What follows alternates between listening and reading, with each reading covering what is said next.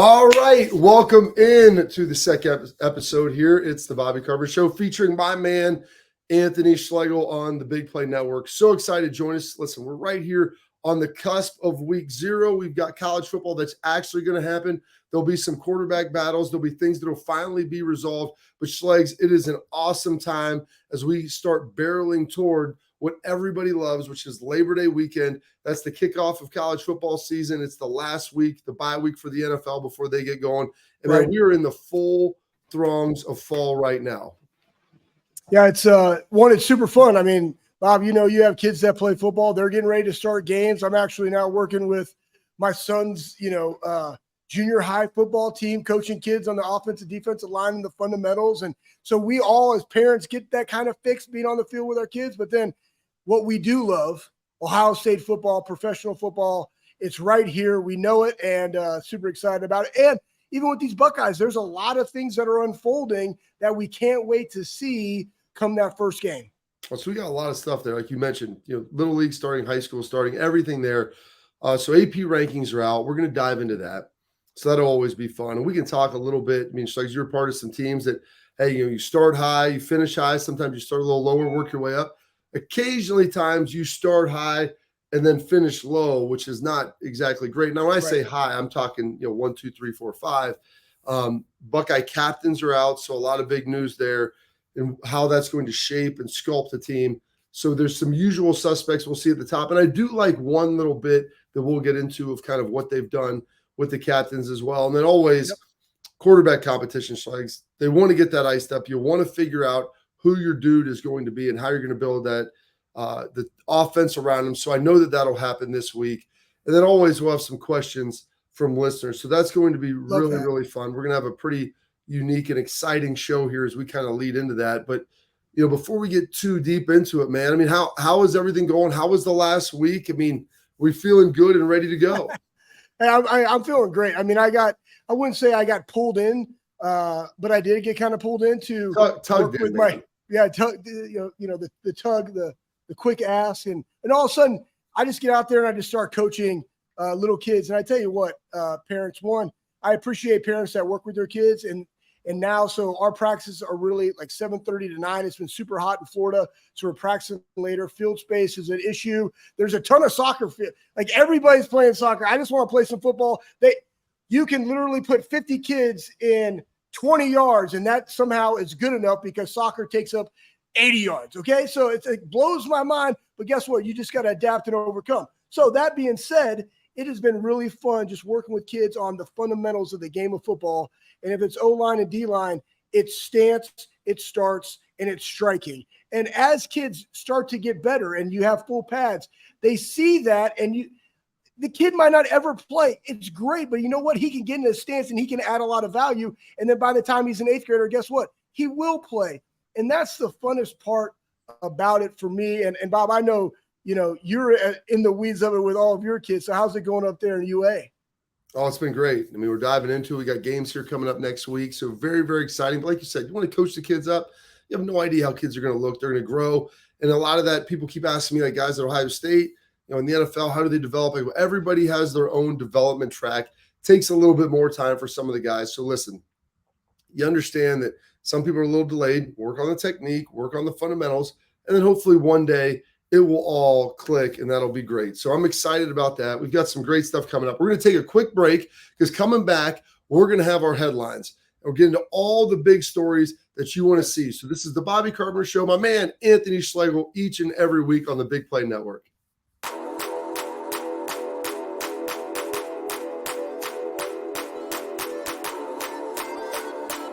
We're going to be happily ever after. That's what I had.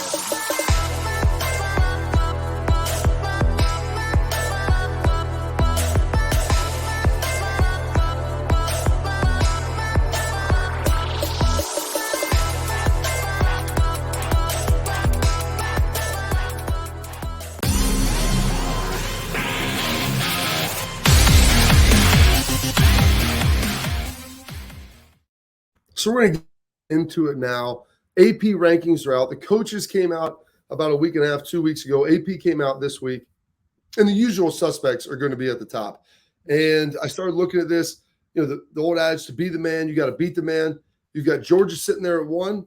You have Michigan kind of surprisingly sitting there too, because it's the first year I feel like in quite a while where Ohio State hasn't been the highest seeded Big Ten team. And then coming up at number 3 with 1 first place vote, Michigan had 2, and I believe Georgia had 60, are the Ohio State Buckeyes.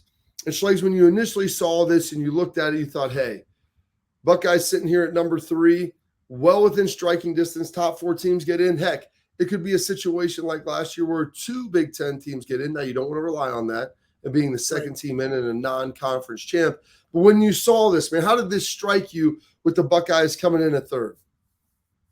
Well, it struck me in the fact that we lost to Michigan for 2 years in a row. So I understand why we're behind them. You have the quarterback battle going on. You have a lot of people being replaced on the offensive line. In Michigan last year, they won the offensive line award for college football. I think it was back-to-back years. So Georgia too is having a new quarterback come in who's actually from the Jacksonville area and Mandarin High School. Side nugget, kid could throw 96-mile-an-hour fastball. Love Mandarin oranges. They're the best, dude. Yeah, they're like an orange, but they're a little smaller. They're a little sweeter. You can peel them off. You can muddle them in a drink. They're just much more versatile than the traditional big orange, which is kind of bulky. The skin's a lot thicker. Mandarin, you can kind of peel those bad boys back. You put them in your pocket, Schlegs. It's like a little snack. Yeah, little snack. And then you get, so with that, right, so Ohio State being in 3rd, it all comes down to that quarterback position. Then you see Alabama, LSU, USC, Penn State. The Big Ten was well represented. One that caught me from last year, or what we talked about last episode, Bob, was that team potentially that we could bring into the Big Ten, and Florida State being ranked 8th this year, which they got some studs coming back. They did really good in the portal. So that was kind of a surprise how high they've been considering what they've done. But, really North Carolina being all the way down at 21 with what they got was like another kind of shock. And then you got Tulane. And I say these teams just because I know their strength coaches very well. It's just good to see a school like Tulane that came off a 12-2 season still being in the top USC, 24. by the way. They did, man. They did. So, anyways, at the end of the day, Ohio State, I believe they're sitting exactly where they need to be, because who gives a crap about preseason rankings, in my honest opinion? It's not about how you start. It's about how you finish. And guess what? It's all going to come down to that game when we play that team up north in the big house at the end of the year. So I'm fine with it. It's just now we just got to wrap up who's that quarterback. So, Schlegs, it's a little bit like that final scene on the carrier in Maverick. You're Tom Cruise just staring out into the ocean. You're where you belong, Mav. And this is it. And so you feel good about Ohio State being in the top 3. The one thing that is surprising, like I said, it's the first time in a while where they haven't been the first Big Ten team. That's right. Clemson could say the same thing, because you mentioned Florida State being at 8. Yep. Clemson was usually always the first ACC arriver. And so you look at the Big Ten here. You have Michigan at 2, Ohio State at 3, Penn State at 7. And so this looks very similar to the coaches poll with 3 teams in the top 10. And then all of a sudden you start looking at some of the new additions of the Big Ten. You're going to have USC in there who's sitting at 6. You're going to have Washington who's sitting at 10. And you're going to have Oregon who's sitting there at 15. You look down a little bit, current Big Ten member Luke Fickell, his Wisconsin Badgers sitting there at 19. By the way, you look at their schedule and how they shake out. They don't have Michigan. They don't have Penn State, and they have Ohio State at home. So it's a pretty solid opportunity for them to get in there. And then in this version, as opposed to the coaches, you've got Iowa here at 25. So you feel pretty good about how the Big Ten has positioned themselves to be able to kind of make a run and to be able to get some things done. So pretty excited about this. That one thing, with Michigan, like you said, they've beat them the last 2 years, man. So what are you supposed to do other than go out there and take care of business? Yeah, I mean, first, like you said, Georgia, right? You got to be the man, you got to beat the man.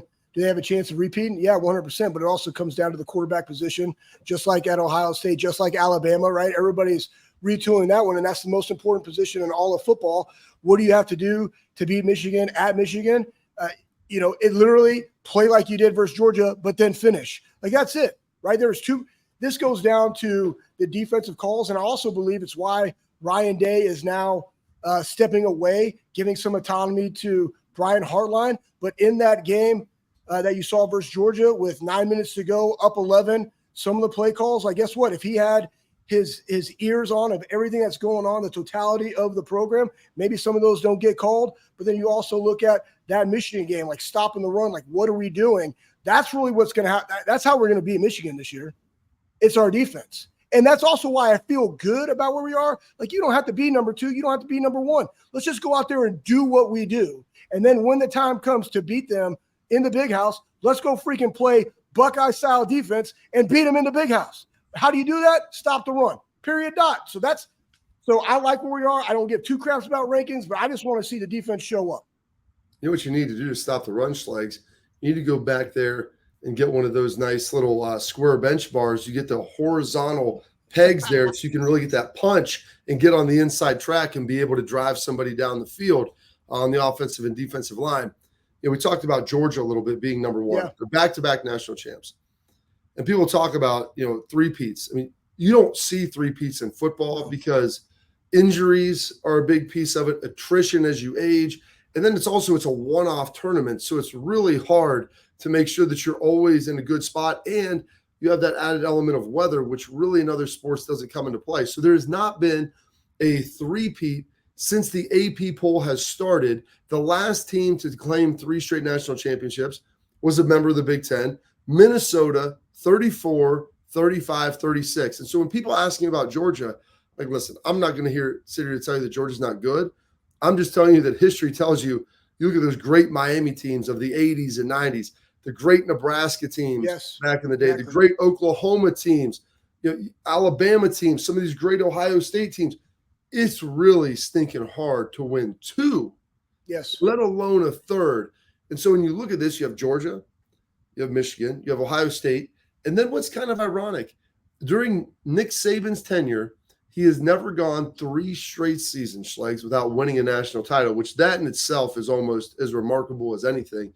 And you have Bama sitting there at 4, and I could even argue that maybe LSU's better than them at this point. I mean, the thing with LSU is they're really talented, but they've always had those hiccups on the road. They played very well at home, but without like Joe Burrow's year, they ran the table. How hard that is even to do, but they had a guy leading them that was an absolute alpha in Joe Burrow. Like, can they find that, right, with Brian Kelly and staff? And I know that I think the recruiting coordinator was the best. They got voted the best last year, but ultimately it comes down to that position. That has been their Achilles heel every year. They've always have played really good defense, and we all know that they have an unbelievable amount of talent. But can they win those games? And they can only win them if they have a quarterback. To your point with Nick Saban, greatest coach of ever in college football. Greatest coach of all time. I mean, the fact that he does that, he's never gone 3 years without winning the ship. That's unheard of. But he also does a phenomenal job of recruiting. And he has his system. And I was thinking about this the other day too. Georgia, Kirby Smart, guess what? Defensive guy. Nick Saban, defensive guy. They won all the national championships. Like, you just start to think about, like, to me, when we were at Ohio State and the defense that we ran, the continuity that we had, we ran the same thing every single year. Iowa's defense is always ranked really high because they always run the same thing all the time, you know, and you saw it with Ohio State as soon as Fick left. And you can also put Ash in there because I think Ash was a phenomenal coordinator. Did a great job. When Fick left, did a great job. But when Fick left, the identity of the defense then left as well. And really, to be great at this level, you have – because everybody's going to score, but are you going to allow them to not score as much as your offense can put up? And when you're the number 2 offense in the country, top 5, year in and year out offensively, your defense has to step up, man, and give those guys a chance by holding some people down. So that really, honestly, at the end of the day, that's what it is for me, Bob. And what's interesting about that, as you mentioned, we'll get into this as we get into the quarterback competition, because college football now, it's like the NFL. I mean, stopping people is incredibly difficult, just how the rules are shaped, how the tempo of the game, everything works against you as a defensive player. And so Tony Romo told me this 15 years ago. He says, a quarterback, you don't get judged on first and second down in the first quarter and third quarter. He goes, it's third downs, it's red zone, and it's 2-minute situation. And that's where you separate yourself as a quarterback. And conversely, that's where you separate yourself as a defense, being able to get off the field, being able to take care of those things. And so that's what I know Ryan Day is working with right now. So as we talk about the defense being able to be elite, being able to get those stops, being able to kind of lean on it. And you look at Alabama, they may be kind of zigging when everyone else is zagging. Nick Saban might be leaning in defense a little more, might try to run the football a little more, control the clock in some games, understanding you're not going to be able to win a game, 10-7, but we're still going to maybe try to dictate tempo a little more, protect our young quarterback than maybe they have in the past. And maybe that's something even Ryan Day will do. And so the question that everybody wants to know, they got the quarterback competition. Yes. We're going to get into all of that coming up next. We got a quick commercial break. It's the Bobby Carpenter Show. My man, Anthony Schlegel on the Big Play Network.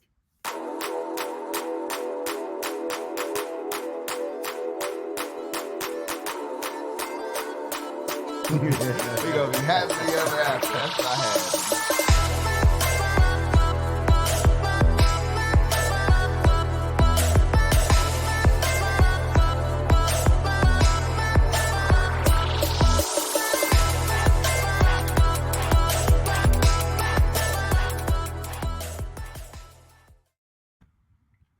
So the quarterback position, it's the one, Schlegs, everybody wants to talk about. It's the guys that get the big paychecks. They're the star. They're the GOAT. They're the hero. They're the villain. They get all the senioritas. I mean, it's a great position to be in if things are going well. And listen, you could argue that there is no better position in sports than to be the starting quarterback at Ohio State. It's a school of close to 60,000 people. They just had move-in weekend this week, Schlegs. So it's been an absolute zoo. You try to go to the Target down by the Lennox. I mean, you're just in for a whole handful of nonsense. But with that, man, it's a lot of opportunities. And everybody wants that job. And so we got Devin Brown. We've got Kyle McCord. They've been battling it out. Just had their scrimmage on Saturday. And so you don't ever want to lean in too much into one scrimmage. And Ryan, like I said, this is going to be a evaluation of the entirety of camp, even going back to the spring into the summer. So you don't want to say, well, you're winning it or losing it today. But I think they were putting a decent amount of emphasis on that. And I anticipate this week Ryan making a decision. And then also with this, we have the captain's announcements, which we're going to get into in the next segment.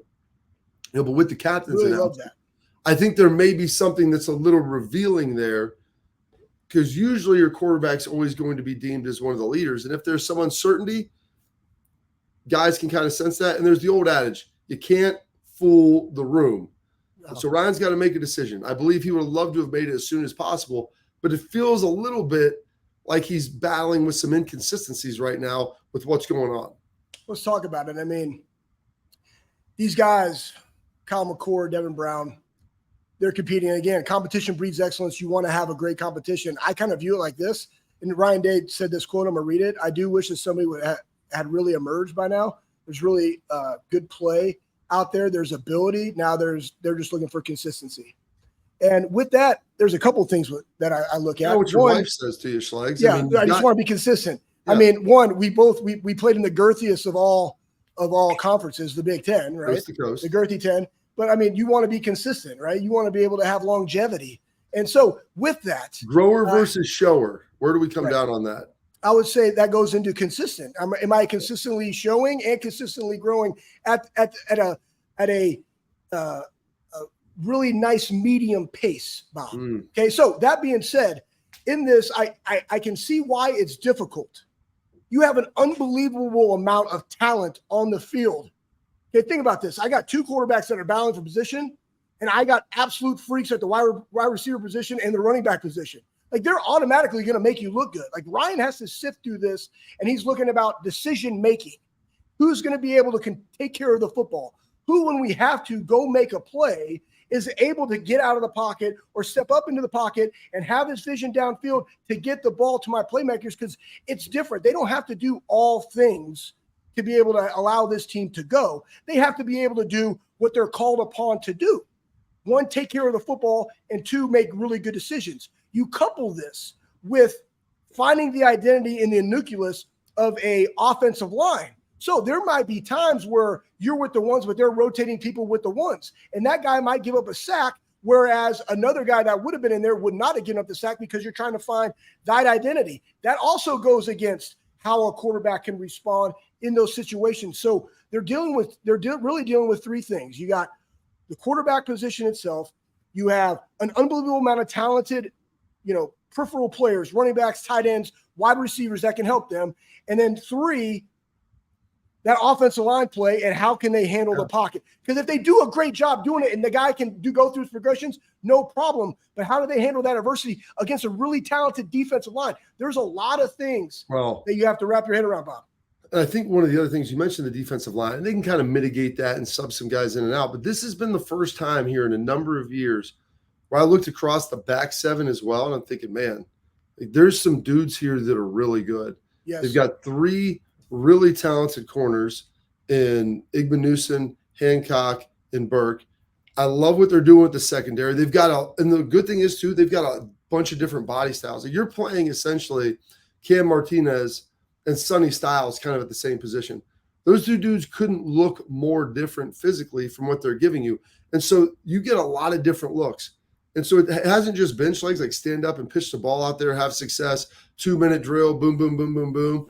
We're good. Like the defense is mixing it up, and they've done a great job. They've played really well. So this has challenged quarterbacks in a way that I don't know that maybe they've been challenged in the past. And so I'm hoping some of these inconsistencies you're talking about showers versus growers. I mean, you want guys going out there and playing, but you also want to be able to have that growth element to where, hey, you can really firm up when you need to and continue to be able to provide that growth track as you move through the season, and doing so at a medium pace. Yeah.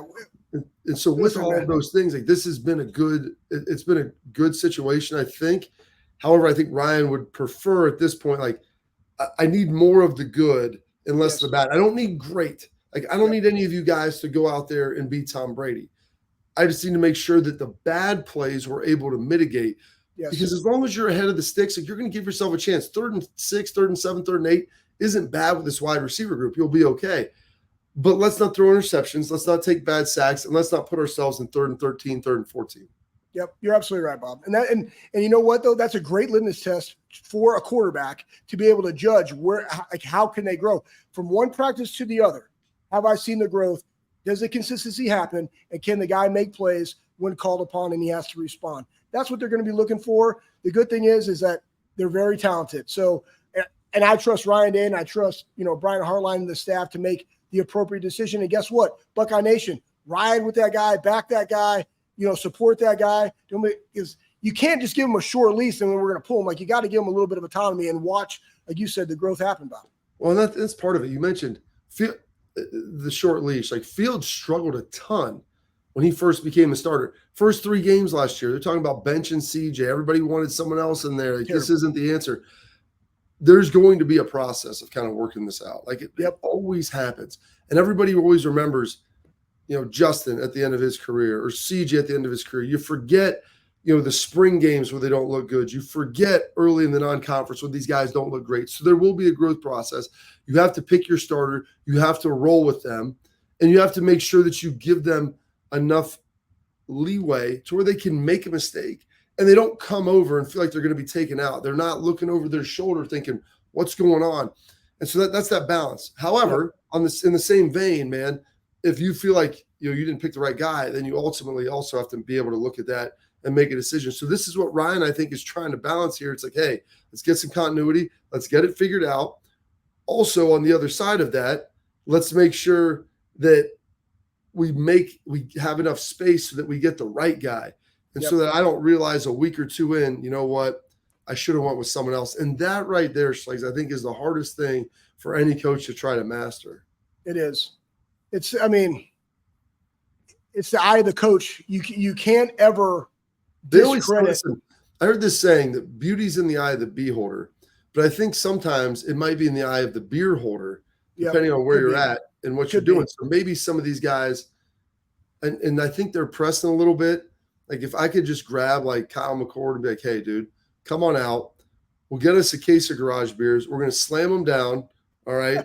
We're going to sit there. We'll figure this stuff out. You'll wake up really hungover, go practice, and then you won't be worrying about anything except for how bad your headache is, and you'll be good. And I think when you do that stuff, you get out of your own head. You get past it all, and you move in the right direction. All right. Well, get out of your own way, play fast. Play fast, play smart. Hey, clear mind, clear heart, can't fail. All right, you'll be ready to go. We're going to take another quick break. We got the captains coming up. It's going to be good. We got some questions from listeners coming up too as well. So that's going to be exciting. Bobby Carpenter Show, my man Anthony Schlegel on the Big Play Network.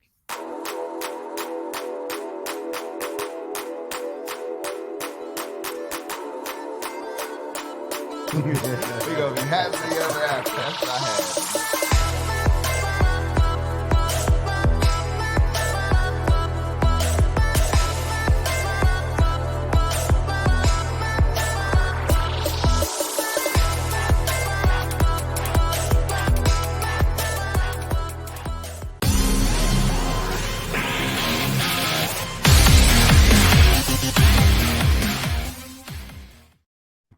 Got some more headlines here. The captains finally come down. And in the past with Urban, Schlegs, we had this plethora of captains where it started as like 4, 5, 6. I mean, there was like 8 or 9 captains some years. Back when we played, it was anywhere from 2 to 4. Maybe in a given year, you'd have a 5th guy. And I feel good because they're getting back to that now. You got Tommy Eichenberg, Cade Stover, Xavier Johnson, all named captains. Yes. Linebacker, tight end, wide receiver. When you hear that, you see those guys in positions, what kind of hits you? Unsung heroes. I mean, Tommy Eichenberg, I mean, he's up for every award defensively. You and I both know, like, Tommy's very soft-spoken. I'm sure he's quite comical behind closed doors, but he's the leader of that. Not defense. A big talker. Not a big talker at all. No, let's not kid ourselves. Nor was it really AJ, but his sarcastic humor just comes out like that. It's kind of how I envision, Tommy. And then you got Cade. Cade's just like, I'm just a dude, right? Like, you want to play linebacker, you want to play end, you want to play tight end. Like, I'll do whatever. As a matter of fact, his NIL deals, he wants tractors and guns. I'm like, that's my guy, right? And then you got Xavier, who wide receiver, Professor is wearing X, we'll call him that. Wearing the block O. Yeah. He does everything, Bob. Like, I want you to get into all these guys because you know them better than I do. But the Xavier Johnson one, it's a great for everybody that has kids that love Ohio State football, that want to be able to share with their kids. Like, he's not in Mecca. He's not like one of the guys that you would think about. He's not a Jackson. He's not any of these guys that Marvin Harrison Jr. It's Xavier Johnson. When called upon, Xavier will do whatever you want. You'll put him in the backfield. He'll be a slot. He'll return kicks, whatever the case may be. And he's your third captain. And so it's not about the position that you have on the field, whether you're a starter or not. It's about how you add value to the team.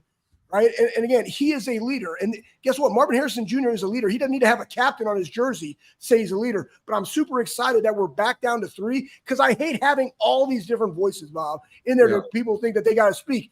If Tommy Eichenberg speaks, everybody in that building will just be like, what? They will listen. It will last 5 seconds, but it will be very meaningful. And you see these 3 guys, and I think what it goes to is because your captain should be a reflection of your team. Yes. And when you boil it down, I mean, they should be a reduction of what your team represents. You have Tommy Eichenberg, Cade Stover, Xavier Johnson. All these guys came back to play another year. They've all been selfless. You look at Cade, you mentioned his exploits of playing a bunch of different positions, both sides of the ball. Xavier, walk on, battling for a starting spot. And then at the end of the year, I mean, he's playing slot. He's playing running back in the Peach Bowl. They're moving around, doing everything. By the way, he kind of caught the touchdown pass that broke the game open against Notre Dame, after Jackson went down. So, I mean, all these guys are selfless. And I think that that's the important thing to focus on is, why they all make good captains. Because I'm watching Xavier Johnson walk around the facility and pick up guys like sweat towels and stuff in the workout room. I mean, Kyle McCord's doing the same thing. Marvin will do it. All these guys, they're all tireless workers. And you see that. And so you don't need a C on your chest, to be a leader. That's a misnomer. I remember, Vrabe saying that, and, you can only have so many captains. You get it. And you want to have a whole team of leaders because everybody's going to lead in their own way. Tommy's not a vocal guy. Cade, a little more vocal when he needs to be. Xavier can be as well. But these guys are the essence of what the team ultimately is. And that, to me, is probably the most exciting thing. And so with that, we're going to take a trip down memory lane. We got some captain stories. We'll talk about guys that we had that were captains. It's the fewest since 2009, what that means, what it represents, what it means to be a captain in Ohio State, and why these guys will be good. And some of the guys that we had, we talked about AJ, Mike Doss, whoever it was, Mike Nugent, these guys being good captains, what that all means and how it can ultimately impact your team. So we'll get all that coming up. It's the Bobby Carpenter Show. My man, Anthony Schlegel, as always, on the Big Play Network.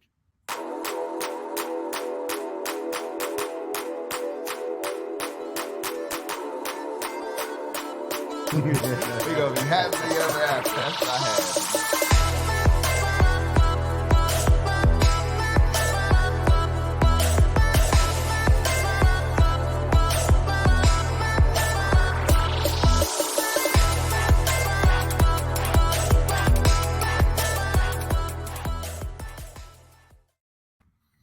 And so as we've been talking captains, what's one of the things that's most interesting is everybody looks at captains, these vocal guys. And I think it's always good, Schlegs, to have a mix. And, being a leader, you don't necessarily need to be a captain for that, obviously, to happen. But you represent, you vote for your guys.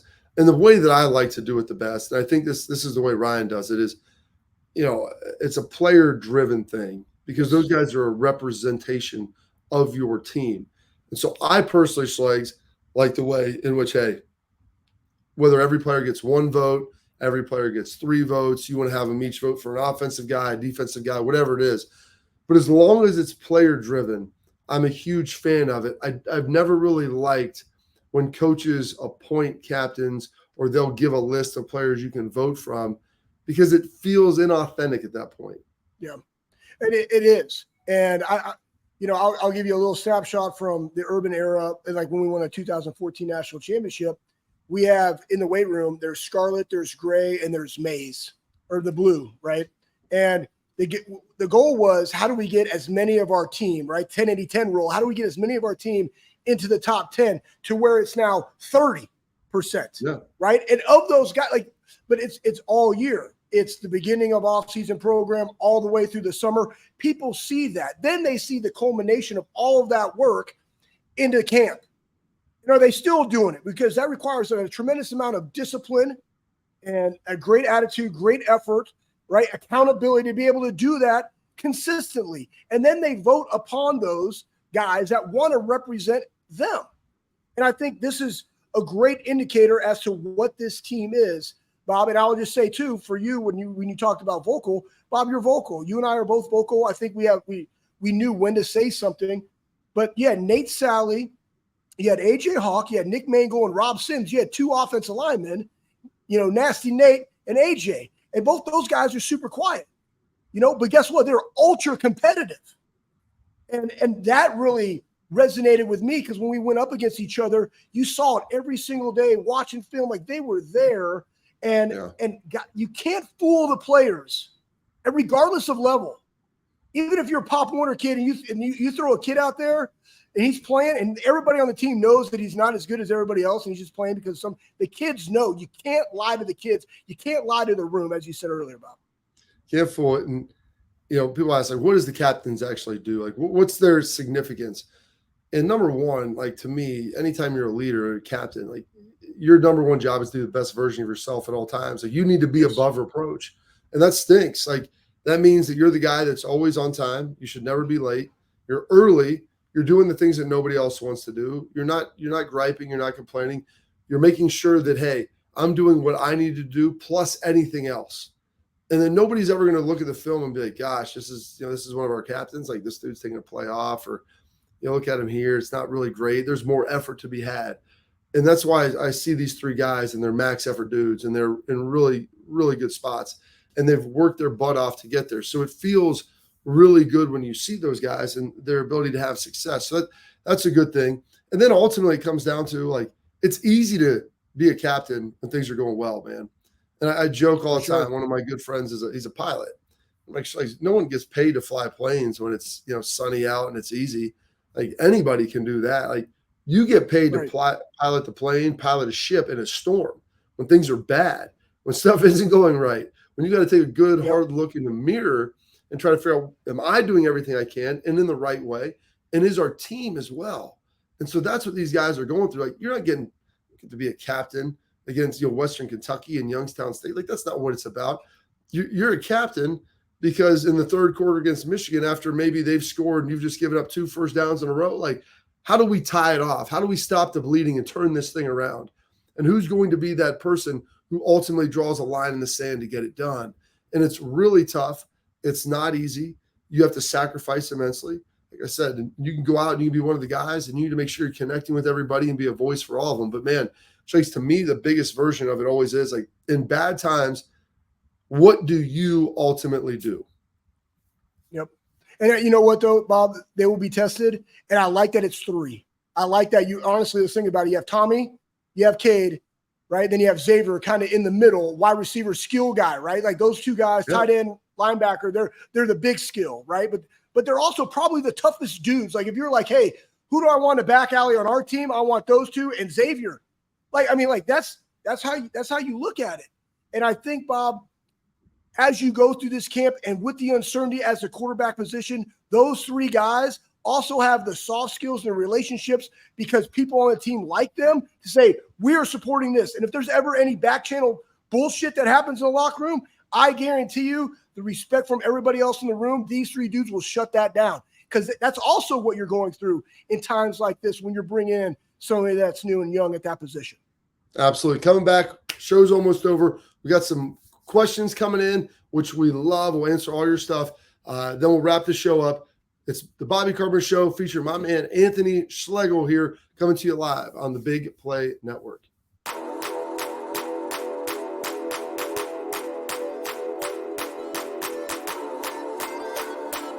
We're going to be happily ever after. That's what I had.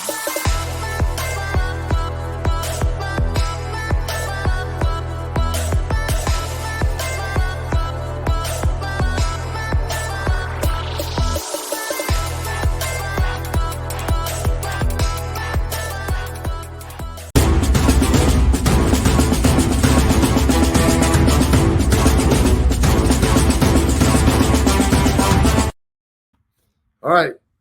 The questions now coming at you live. We throw them out there every week on X, formerly known as Twitter. First question here coming from Talking Bucks 97. It's like teammate from our era that didn't get enough recognition.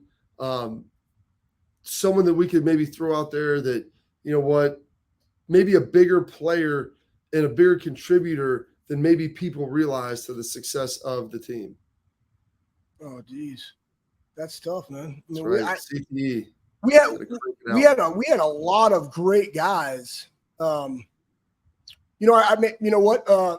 Talking defensively, we mentioned Nate, but Quinn Pitcock, phenomenal player, man. I mean, he was fantastic. Hoods on the defensive end, Jay Richardson played a long time in the league. I think our defensive line that year in 2005 probably had a lot of unsung heroes on it, Bob. What about you? What are you thinking? Yeah, I think you look at it. You mentioned Quinn Pitcock. You got Dave Patterson. I look at a guy. Dave. Yeah, exactly. I look at a guy, though, who didn't really play much, and probably most fans would have no idea who this dude is. But a guy named Trevor Robinson, who was a walk-on linebacker with us. Yes. And all Trevor did was run down on kickoff. And everybody says, this is their dream. If I could just run down on kickoff, I'd sell out for the Buckeyes. And it's great. But the problem is that very few people are really going to be able to go do that. And Trev would run down. I mean, he bust face masks in, and that's all he did. Yes. And I always told people, he paid to do that. He wasn't getting paid. I mean, it was really something pretty special that he would do. And I love the guy. He was on kickoff returning. That was his lot in life. And I have infinite respect from this day. And you know what? Dude's got a great job, comes back in. I love seeing Trev. He had the deepest voice in the world, Schlegs. He did a great Arnold Schwarzenegger impression. I mean, there's a lot of stuff. Billy, you do the chopper. Way better than yours, Schlegs. Yours was terrible. For sure. So one other quick question we got coming here from Bodega Buckeye. What specifically do you need to see from the defense in game one to make you a believer that it can reach championship potential? All right. Indiana, week 1, right, Bob? Yeah. I want to see red zone defense because they absolutely suck last year. They're 126 in the country. And that goes back to what we talked about. I mean, bend, don't break.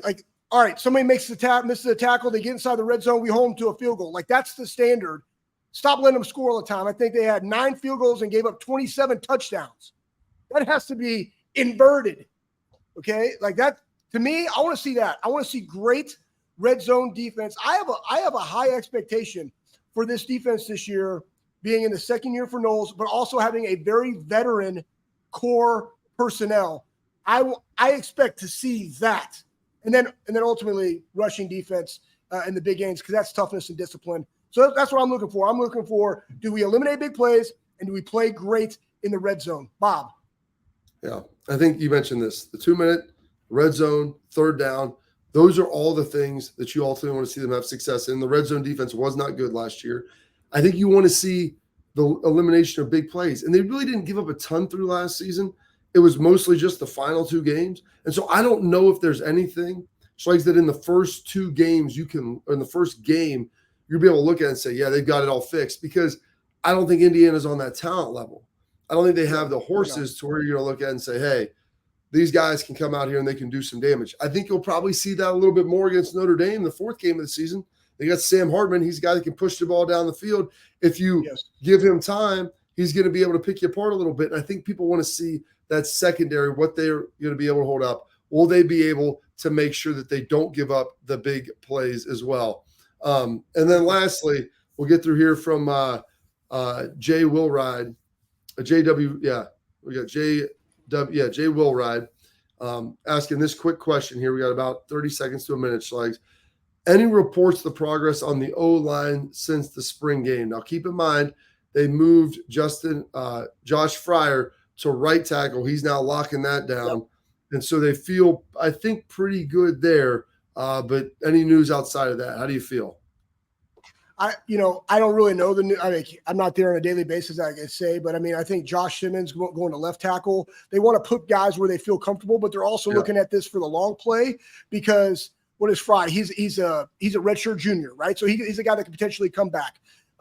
Simons, he's a guy that's a sophomore. You got a center that's a redshirt freshman, right? So it's more of that long game. Donovan Jackson's been a dude out there, kind of like the vocal leader of the offensive line. Huge arms. I think they got to. Boom. Really? Monster arms? Oh, dude. So big guns.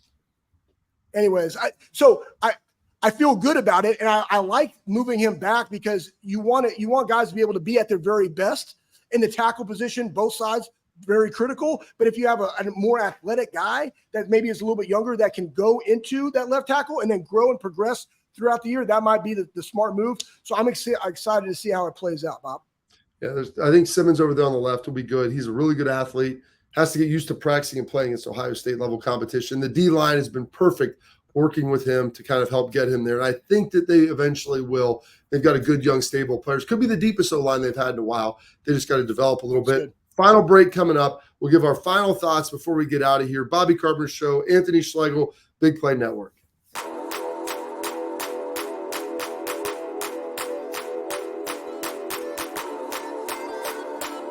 We're going to be happily ever after. That's what I had.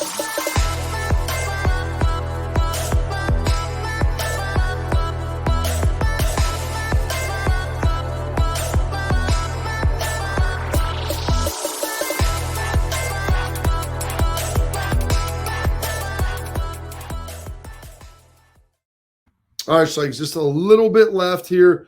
Not much time. Your thoughts here on what you think needs to get done, what they need to change, anything going on, or maybe even just the preparation side of things as they move now from kind of this camp mode, as Saturday was kind of the last day of camp. They're starting school, the challenges with that, skirt season running around. I mean, there's a lot of things that the Buckeyes are going to have to tackle here between now and the next couple of weeks.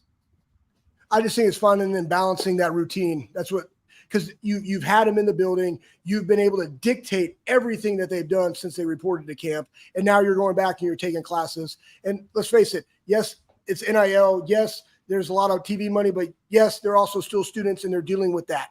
So being able to be disciplined, being able to support them and all those things, the food, the hydration, all the training, that really is what has to step up to another level, because the guys really have to be disciplined as they take on homework, as they go to their classes. I don't care if it's online or in person. It doesn't matter. You still got to go do the work, and then you still got to go to do the work in the woody. So balancing that, right, over the next couple of weeks before you go into week 1 of the season will be critical for them.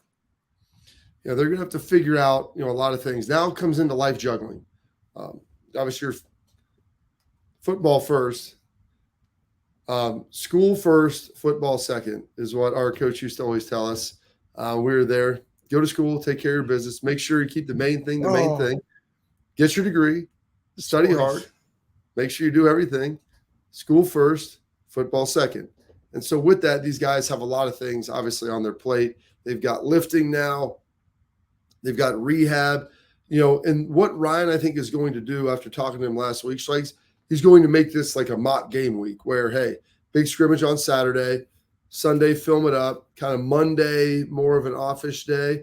And then, hey, they come in Tuesday, kind of first and second down run, Wednesday, clean some stuff up, a little third down, Thursday, special situations, red zone, clean up third down, Saturday, kind of walk through, and then do maybe like a little more of a young guy mock scrimmage on Saturday before you ultimately dive into game week. So I like where their head's at. I love the fact that you kind of rep through it because the routine of football is what makes it beautiful. And so they're getting that going this week.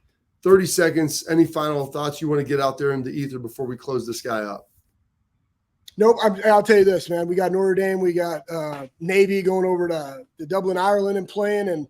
And football's here, guys. I mean, it's ready. And I'm super excited about this Ohio State team. And I can't wait to watch all the pieces of the puzzle come together versus Indiana. It's going to be great. And the one new thing is, like you mentioned, Notre Dame Navy, week 0 this Saturday, going to be in Dublin, Ireland. So listen, you want to get a little preliminary scouting going on, you'll have the opportunity to do that with the Fighting Irish. Check them out. Watch them. Buckeyes aren't going to be in action. We'll have to wait till Labor Day weekend with them in the Indiana Hoosiers. Well, that's it for this edition of the Bobby Carpenter Show, featuring my man, Anthony Schlegs. It's on the Big Play Network. Keep locking in, like, subscribe. We love you guys.